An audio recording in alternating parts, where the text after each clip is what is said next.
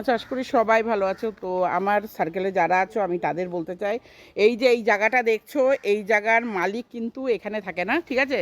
সে থাকে বাংলাদেশে। হ্যাঁ, তোমরা সবাই জানো এখন বাংলাদেশ নিয়ে কী হচ্ছে।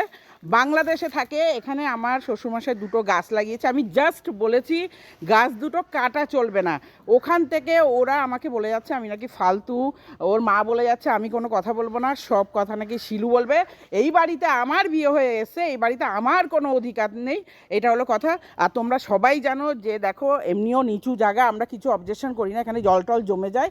তারপরেও ওরা আবার উল্টে ঝগড়া করছে আর বলছে নাকি ফালতু উল্টোপাল্টা কথা বলছে। আমি ওদের সাথে কোনো কথা বলিনি।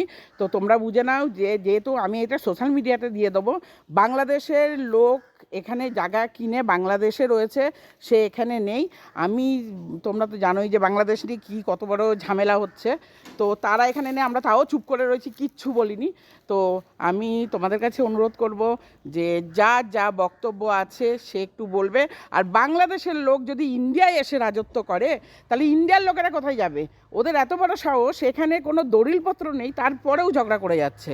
এই দেখো পুরো জায়গা আমি তোমাদের দেখাচ্ছি, ঠিক আছে? এই দেখো পুরো জঙ্গলে ভর্তি করে রাখে, পুরো বাড়িতে মশার উৎপাত, আমরা টিকতে পারি না। তারপরেও কিছু বলি না, তারপরেও গলা বাজাচ্ছে।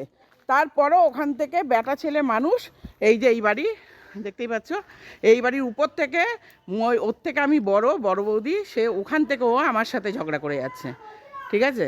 এই দেখো, এবার তোমরা বলো আমি যদি থানায় যাই তাহলে কি এটা অন্যায় হবে?